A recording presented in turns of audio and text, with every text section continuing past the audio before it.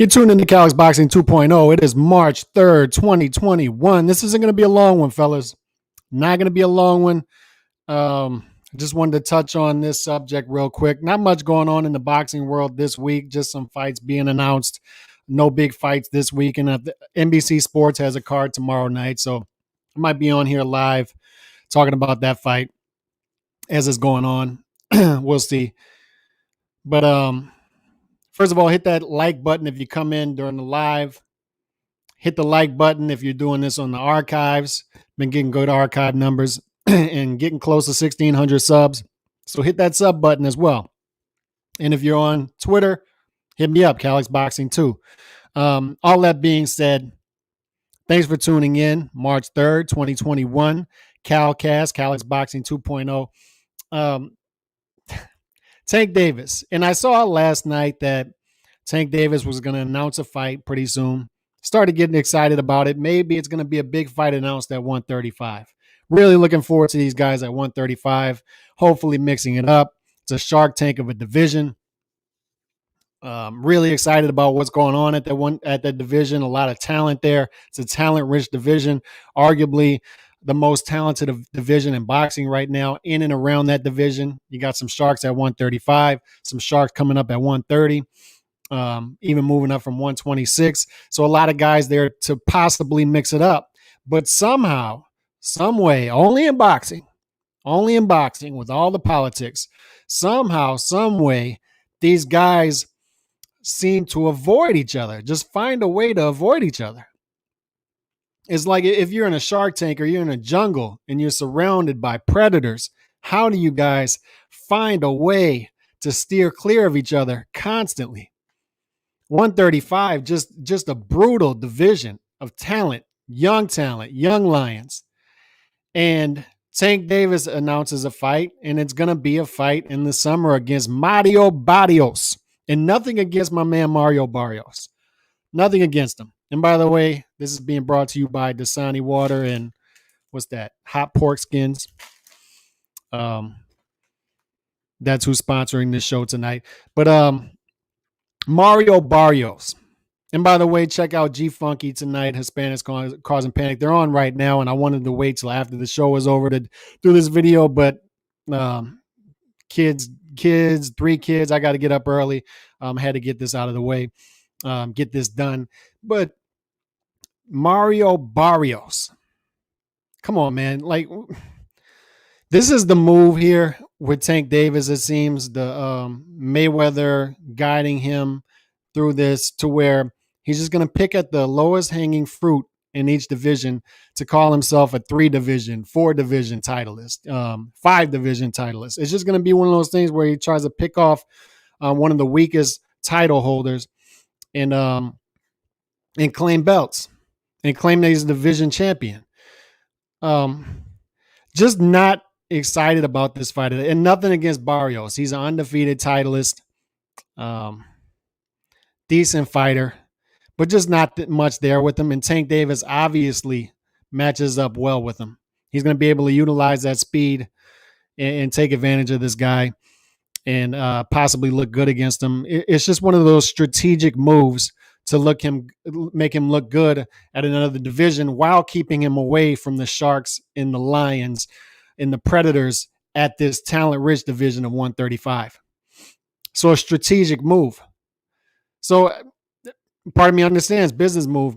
Makes sense. Makes perfect sense, because when I saw this fight announced, the first thing that came to my mind was Adrian Broner.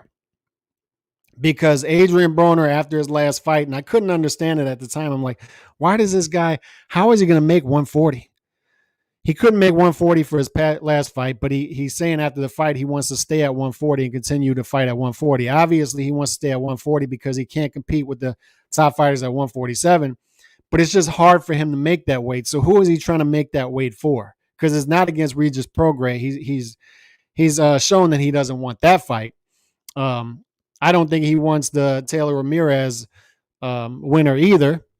So who is he sticking around for? And I think it's Tank Davis. Now that this fight, as soon as this fight was announced, that's immediately what came to my mind is they want to match Tank Davis against Mario Barrios, get him a title at 140, and then up pops Adrian Broner. Because what did I say 2 weeks ago after the Broner fight? We saw the Showtime numbers. We saw his performance. He's no longer an A side. He can't carry a card anymore. He's not an A side. He just doesn't draw that attention anymore. When you do 280,000 viewers on Showtime, it doesn't matter if it's a counter-programmed show. It just doesn't work. Broner's not the A side anymore. But, however, he is a strong B side. He is a strong gatekeeper, right? Because he's a guy who draws attention. He's a heel. As a B side, it works. And as well as he puts a name on your resume, because if you're an elite fighter, you should be able to beat an Adrian Broner. And it's a name to put on your resume. It's a feather to put in your cap.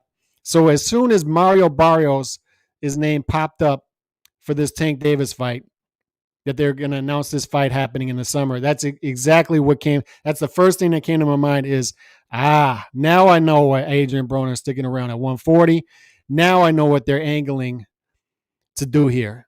It's to build up Tank Davis as a champion at 140, and then late this year, fall, winter, Tank Davis versus Adrian Broner, title fight at 140. It gives Adrian Broner another shot at a title, and it gives Tank Davis his strong B-side for a pay-per-view fight later this year, because they tried to make Tank Davis into a pay-per-view fighter. I don't know if Mario Barrios is going to be on pay-per-view, but they tried to do that. He only drew, 200,000 pay-per-view buys for his fight.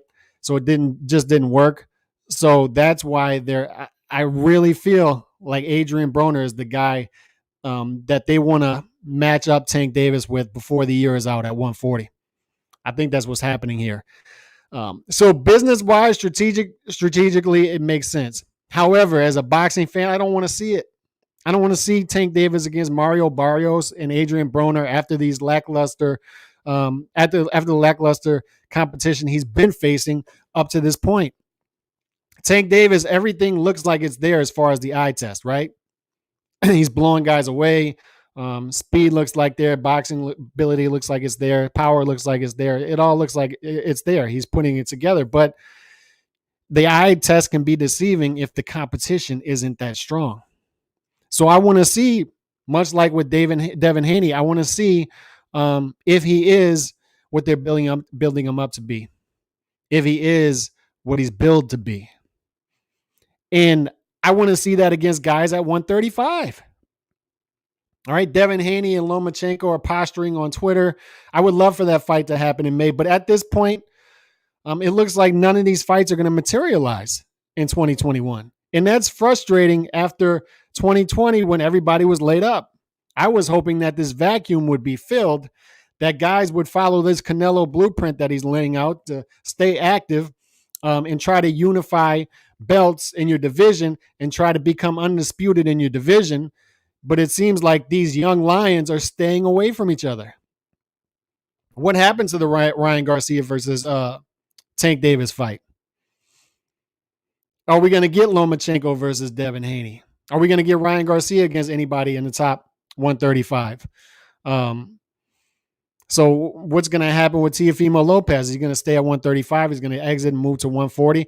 Are these guys going to mix it up at 135? I'm starting to get frustrated thinking that it's not going to happen. Tank Davis, I just don't. It's sort of like, you pick at the lowest hanging fruit in the division, right? So we've seen this blueprint before. Like Mayweather, as much as I love Mayweather as far as talent, all that stuff, he had that reputation of avoiding the top guys at 147 when that was a talent-rich young lion division, the guys like Paul Williams, Antonio Margarito. And it's frustrating because you knew he was going to beat all those guys. Josh Clottey was in the division at that time, Carlos Quintana. He could have ran through that division and built that legacy and took some chances, but instead he fought some guys at 154, a couple guys at 154, instead of fighting a guy at 140. So, because the reason I bring that up is people think, oh, Tank is moving up to 140.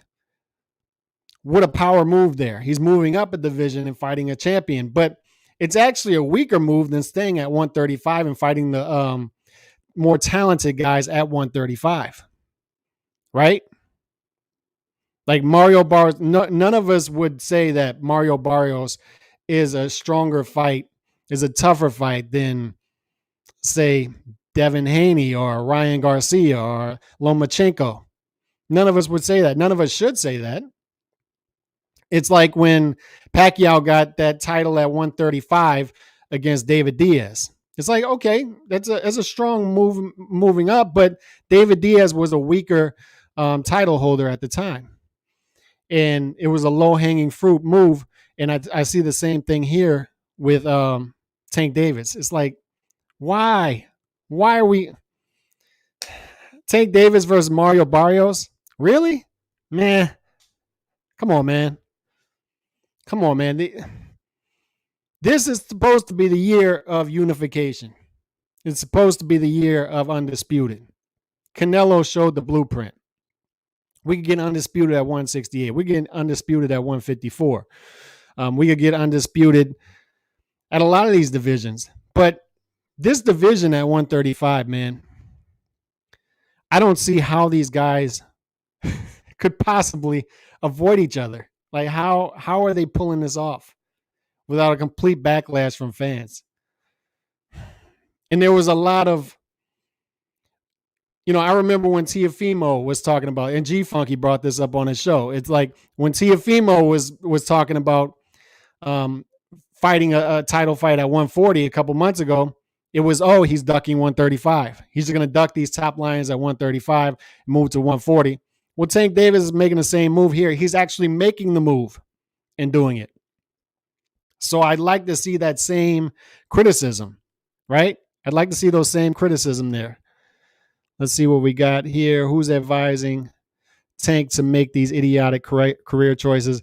Well, whether they're idiotic or not, as a boxing fan, I hate it. I hate the moves, but it could be a smart business move, as I was saying earlier, because you're taking easier fights, and I really believe they're angling towards this Adrian Broner fight later this year. It's the first thing that came to mind for me. First thing that came to mind was, I get it now. This is why Adrian Broner is sticking around at 140. This is why he's sticking around at 140. He's hoping for one of these guys to move up. It can be Tank Davis fighting Mario Barrios. He gets a title at 140. Adrian Broner is a strong B-side. So you make a pay-per-view fight later in the year between Tank Davis and Adrian Broner. I think that's the move they're all trying to make here. That's the move. Because we all agree that he should beat Mario Barrios. No disrespect to the guy, but undefeated guy, but not much on the resume. This is what I'm saying right here. This is as a fan, this is what I would say here. Avoiding arguably two of the hottest weight divisions to fight at 140. Yes, that's exactly my point as a fight fan. And it's one of those things where sometimes the business decisions, not sometimes, a lot of the time, most of the times, the business decisions don't match up with what we want as boxing fans. It's that disconnect right there. The politics and what we want as the people, the fans, don't coexist. They don't work most of the time. Sometimes they do, but most of the times they don't. And there's a blueprint out there for these top four sanctioning bodies. You get the top four belts, and then you fight each other. There's a blueprint for it to work, for the top guys to fight each other in these divisions. But when you start to get these super titles and regular titles and all these underlying titles that allows these guys to pick off certain champions in certain weight classes, it gives these guys somewhat of an excuse. It muddies the water. It gives them somewhat of an excuse to avoid each other and then go pick off an easier champion somewhere else. And that's what's happening here. He's going to pick off an easier champion in another weight class and saying, I'm going to do it in a third weight class. I'm doing it at a higher weight class, so you can't knock me for that. And then, by the way, after this fight, I'm going to fight, I think it's going to be Adrian Broner. So I think that's the move here. That's what they're doing. But as a fight fan, it's so frustrating. And that's why I wanted to come on here and voice my frustration about this, because I really felt that 2021 was going to be the year of these guys at 135 mixing it up. I really thought, like, when Oscar Valdez versus Berchelt happened at 130, Oscar Valdez finally got his shot at 130. Canelo's coming out saying he's going to fight 5 times in 12 months, and he's going to fight unification fights and try to become undisputed at 168. I really thought that a lot of these guys, naively, that a lot of these guys might follow that lead, but it doesn't look to be that way. I want to worry if Tank is the guy that goes up to 140. He may never be able to. That's a good point as well. That's a good, fair point as well. Will he ever go back down to 135? And that's what Espinoza Boxing brought up on Twitter earlier, who is Oscar Valdez's manager, among many other champions he manages. He said, is Tank a 140-pound fighter now? Is he just a 140-pound fighter? Will he ever go back down to 135? We'll have to see. We'll have to wait. But I tend to agree with you that maybe he'll never go back down after going to 140. If he stays at 140 here, he's had trouble making weight in the past, but I felt he could make 135 comfortably. So will he stay at 140? And maybe 140 becomes a hotbed, right? Because you got the undisputed fight coming up in May. You got Regis Prograis there. So you have Mario Barrios there, who is a fringe top 10 guy in the division. So you have some guys there already. So you add Tank Davis to the mix, and possibly Teofimo Lopez moving up to 140 next year. I think that's when it would happen, or maybe the end of this year or something. Maybe 140 becomes a Shark Tank. But then you start to think, okay, they're going to somehow avoid each other at 140 at that point. Maybe one of them moves up to 147, and then they find a way to avoid each other again. It's just frustrating, man. Fight each other. Do it for the fans. You can find a way to make the money work and do it for the fans as well. These guys just don't want to take risks. They don't want to take risks. So not happy with this move. Like I said, I'm not going to be long tonight. I just wanted to hit on this one topic as I saw it, because just frustrating to see.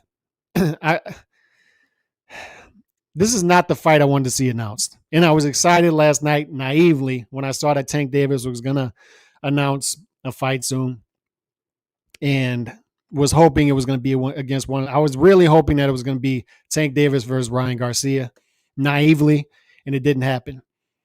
Instead, it's against low-hanging fruit at 140, Mario Barrios, a guy who he should beat. Maybe he's going to pull it. Maybe he's going to pull off the upset. Maybe. But I just don't see it. And I think they're really angling for the Adrian Broner fight here. I think Adrian Broner is going to go to the well one more time at 140, do whatever he can to make that weight. He's going to completely drain himself, and Tank Davis will beat him in a pay-per-view later this year. That's my prediction. That's what I really see. You said about YouTubers in this sport now. Yeah. They filled that vacuum. These top fighters aren't fighting each other, so you got to get entertainment from elsewhere. So I don't know, man. I hope to see some unification fights this year. Hope to see some guys become undisputed. But with stuff like this, it really puts a monkey wrench in that plan. So I'm out for the night, man. Y'all hit me up. I'll be back on tomorrow night. That NBC Sports card is on tomorrow night. So I hope to be on here live commentating during that fight tomorrow night. So y'all look for me tomorrow night. Hit that alert. Hit the sub button if you aren't already subbed. Getting close to 1,600 subs. And hit that like button as well. And y'all have a good night, man. God bless. Peace.